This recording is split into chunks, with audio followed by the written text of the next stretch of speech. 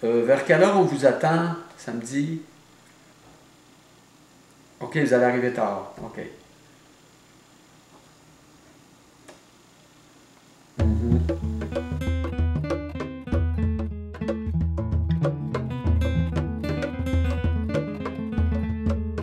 Donc pendant 1 an et demi, j'ai préparé mon voyage en Europe. J'ai ramassé de l'argent, puis je me suis acheté une caméra, j'ai développé des photos, j'ai appris l'espagnol, l'italien. Aussi, j'aime beaucoup les voyages à cause des sociétés. En général, je vais plus dans des pays ou des sociétés traditionnelles qui sont, qu'on dit nous, arriérées, mais dans le fond, des gens qui ont gardé les traditions, qui ont gardé les choses à dimension humaine. Ça m'attire beaucoup plus que les sociétés technologiques. Et le but, c'était de faire le tour de l'Amérique latine, l'Amérique du Sud inclus, et de terminer mon voyage, après 1 an de voyage, de me partir une petite auberge dans les Antilles. C'était ça le but. Par après, j'ai fait plusieurs voyages un peu partout dans le monde, les Antilles plusieurs fois, Haïti, je suis allé plusieurs fois, l'Inde. Les dernières, j'ai passé aussi 15 ans tous les hivers à Isla Mujeres au Mexique. Maintenant, on passe les 4-5 mois l'hiver au Brésil. J'ai fait 2 fois le chemin de Compostelle. Je passais mes grandes soirées à rêvasser, une roulotte que je construisais moi-même en bois avec une galerie en arrière, puis qu'on partait toute la famille chez nous, puis on allait partout dans le monde. 13 ans, puis je lisais les aventures de Tintin, c'était mon héros. Puis oui, Tintin, ça a été pour moi un personnage, un modèle. Inconsciemment, je me suis aperçu de ça longtemps plus tard.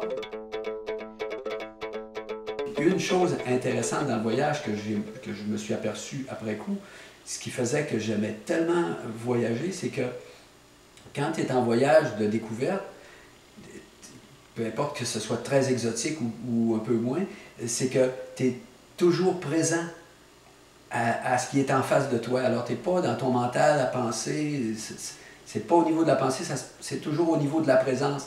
Dans un sens, c'est un bel exercice spirituel.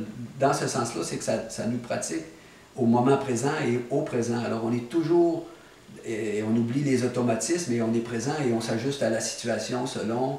On ne réussit pas à se faire comprendre, on trouve des moyens. Alors, on ne marche pas sur le pilote automatique comme on a tendance à marcher dans notre vie normale, bien souvent, ou dans nos relations coutumières.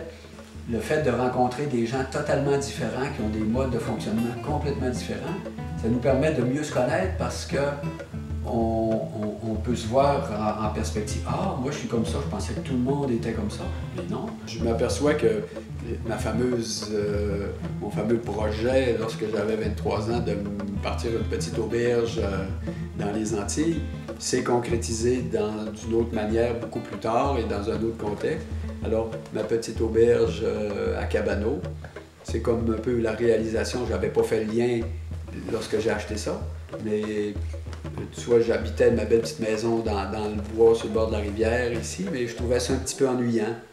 J'avais l'impression que ça serait super agréable d'opérer une auberge, de vivre ici. Et puis, c'est la 3e saison et je ne suis pas déçu du tout parce que ça compte complètement mes attentes. C'est agréable, on voit du monde. L'hiver, on est en voyage. L'été, on reçoit les voyageurs et on sait ce que les gens aiment.